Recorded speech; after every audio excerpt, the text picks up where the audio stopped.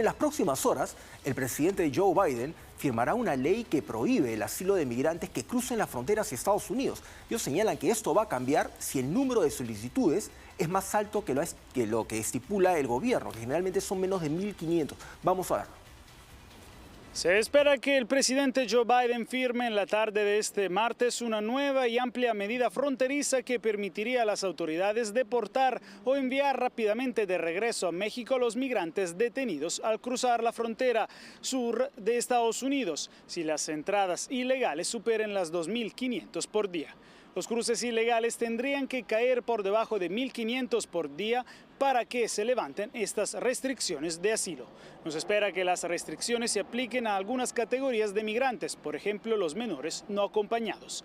Se espera que la medida en un año electoral provoque batallas legales por parte de grupos de inmigrantes y de derechos civiles que han criticado a Biden, un demócrata, por adoptar políticas de línea dura que reflejan las de su predecesor republicano, el expresidente Donald Trump. De hecho, Biden ha endurecido su enfoque sobre la seguridad fronteriza a medida que la inmigración se ha convertido en un tema principal para los votantes estadounidenses en estas elecciones presidenciales. Las nuevas restricciones estadounidenses reflejan un proyecto de ley del Senado respaldado por Biden que los republicanos rechazaron en los meses pasados, después de que Trump se opusiera, la cuya campaña este martes llamó a este decreto presidencial como amnistía, no seguridad fronteriza, culpando nuevamente a los inmigrantes por lo que calificó como una ola de criminalidad en Estados Unidos. Entre tanto, recordamos que el número de inmigrantes capturados cruzando ilegalmente la frontera entre Estados Unidos y México disminuyó en los últimos meses, una tendencia que los funcionarios estadounidenses atribuyen en parte al aumento de la aplicación de la ley en México, pero en las últimas semanas se señaló un nuevo aumento. Desde la Casa Blanca, Jacopo Luzzi, Voz de América, para la Alianza Informativa Latinoamericana.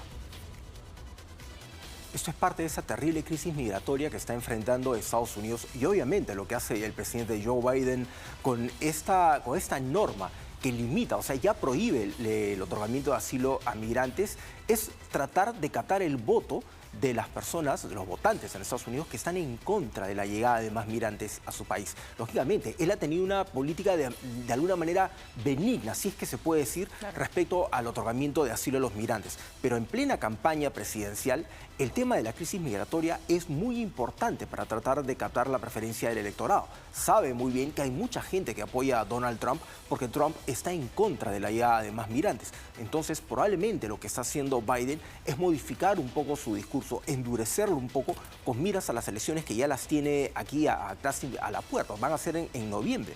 Entonces es un tema sumamente delicado porque estiman que diariamente son más de 2.500 personas las que llegan solicitando asilo y eso se queda suspendido hasta que esa cifra no baje a 1.500. O sea, es algo prácticamente imposible. Es imposible. O a menos que no vaya a ocurrir en los próximos 3 meses. No, y es algo que probablemente no cambie, incluso después de las elecciones no cambie porque más allá de las posturas republicanas o demócratas, la realidad ha superado probablemente los análisis, lo que anticipaban expertos. Demos asilo, demos la oportunidad de que al contrario vengan con papeles, puedan insertarse en un mercado laboral, puedan ser productivos, reactivar la economía. Estados Unidos, Joe Biden agarra un país económicamente mucho más débil, bueno, sigue siendo Estados Unidos, pero estaba en una situación mucho más crítica a la que está hoy. El inmigrante, la migración mueve también la economía de manera positiva y sin embargo hoy vemos que esto le juega en contra porque tiene los albergues repletos, estados que alejan a los migrantes, que ponen políticas más duras. ¿Y qué hacer de cara a un Donald Trump que avanza con este tema antimigrante? Así es, lamentablemente durante el gobierno de Biden, esta política migratoria no encontró un horizonte claro. Lógicamente también encontró el tema de que legalmente en Estados Unidos cada estado tiene su propia normativa. Entonces eso hizo las cosas muy complicadas, porque si bien es cierto, los migrantes dinamizan la economía con su trabajo, también producen dinero que no necesariamente se se queda en el país, Claro. sino sale del país como remesas. remesas.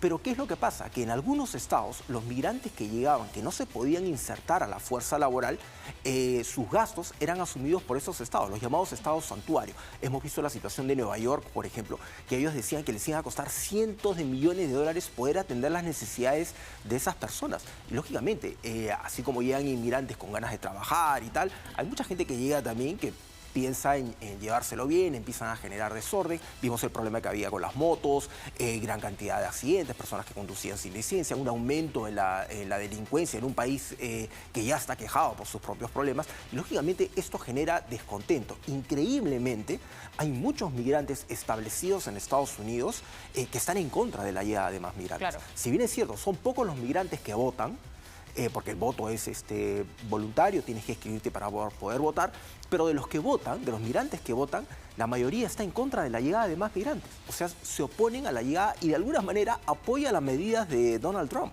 Es que sí, y esa es una realidad. Hay muchos latinos que hoy en día son republicanos, ¿no? En general. Exacto. Pero es que también el tema es que tú das estas políticas de puertas abiertas, aquí los recibimos a todos. Lo vimos en el Perú. Se abrieron las puertas sin un plan real, sin ningún tipo de estrategia, ningún tipo de infraestructura, en ningún sentido, para albergar, porque esperabas que iban a llegar 100, 1000, 100.000 y de pronto tenías 1.7 millones de personas que vinieron hacia tu país, de las cuales no te podías hacer cargo. A veces, lamentablemente, las buenas intenciones no conducen a finales felices.